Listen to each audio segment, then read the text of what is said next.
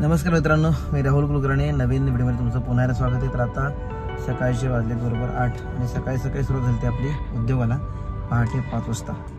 आता हे वास्तुशांती झाली पूर्ण. आता चाललं आहे दुसऱ्या वास्तुशांतीला, मग तिसरी वास्तुशांती असा विषय आहे आजचा.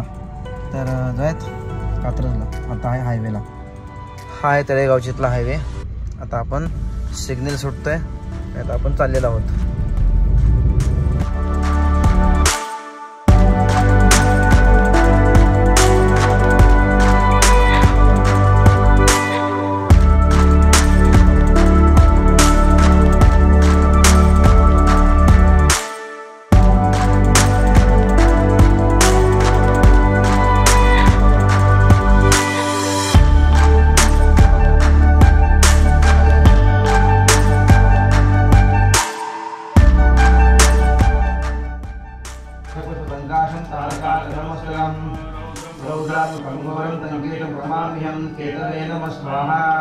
मृत्युंजयाय रुद्राय नीलकंठाय शंभवे अमृतेशाय सर्वाय महादेवाय ते नमः.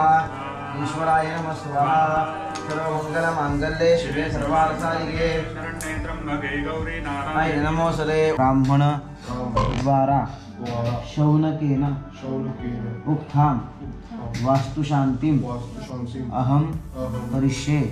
आता तुम्हाला माहिती सांगतो. पहिली वास्तूचं शिर म्हणजे डोकं, नाभी म्हणजे पोट, पाद म्हणजे पाय. ह्या ठिकाणी बिल्डर त्यांच्या पद्धतीने कॉलम घेतात. ज्यावेळी तुम्ही घर बांधता त्यावेळी नकळतपणे या ठिकाणी अशा स्वरूपामध्ये वास्तुपुरुष या ठिकाणी येतो. तर वास्तू दोष कधी सुरू होतो? ज्यावेळी वास्तूचा कुठल्याही अवयवावर कॉलम येत नाही. आपण काही असं बघू शकत नाही. बिल्डर त्यांच्या पद्धतीनं घर बांधतात, त्यामुळे कॉलम कुठेही येऊ शकतो. तिथं चौरस आकाराचं घर सांगितलं आहे, तर आकार आयत आकार आपला आहे, हा चौरस आकार सांगितला आहे. तर दिशा खूप महत्त्वाच्या आहेत. दिशा जर चांगली असेल तर दशा चांगली असते. त्यामुळं वास्तुशास्त्राप्रमाणे दिशेला खूप महत्त्व आहे. तर मग त्यासाठी शौनक नावाचे ऋषीमुनी म्हणजे शास्त्रज्ञ, त्यांनी सांगितल्याप्रमाणे आपण हा वास्तुशांतीचा विधी ब्राह्मणांच्या साह्यानं करतोय, असा हा संकल्प केला. तर वास्तूच्या ह्या देवता आहेत, 64 देवता, त्यांची स्थापना, त्यांचं पूजन या ठिकाणी होतं. ह्या प्रत्येक देवतेचं काम आहे आपल्या वास्तूमध्ये ती जागा ते ठिकाण सुरक्षित करण्याचं काम ते देवता त्यांच्याकडे घेतात. त्यामुळं आपण आजच्या दिवशी ब्रह्ममुहूर्तावर वास्तू मंडळाची स्थापना, त्यांचं पूजन सगळं करणार आहोत. मग त्या देवता त्यावेळी त्या ठिकाणी ते येतात आणि त्यांचं कार्य ते करत राहतात. आणि हा जो मध्यभागी जो आहे तो वास्तुपुरुष आहे. तो वास्तुपुरुष हा शंकराचा अवतार आहे.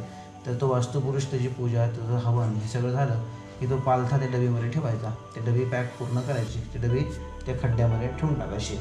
आणि तो पूर्ण पाठीवर पूर्ण घराचा भार घेतो आणि म्हणतो तिथं असतो. तर तुम्ही घरात जे काही गोष्टी बोलणार त्या गोष्टी मार्गी लागतात. त्यामुळे घरामध्ये नेहमी शुभ गोष्टी बोलायच्या. त्यामुळे सकारात्मक ऊर्जा वाढते. वास्तू नेहमी तथास्तू म्हणतो आणि मग त्या गोष्टी पूर्ण होतात तुमच्या. तर हा संकल्प आपण आता पहिला केला आहे. तर तुमच्या अक्षरा हातावरनं पाणी सोडा, सगळे तांदूळ ताटामध्ये जाऊ द्या. 4 वेळेस पाणी सोडून द्या. तत्रादो निर्विघ्नता सिद्ध्यर्थं महागणपती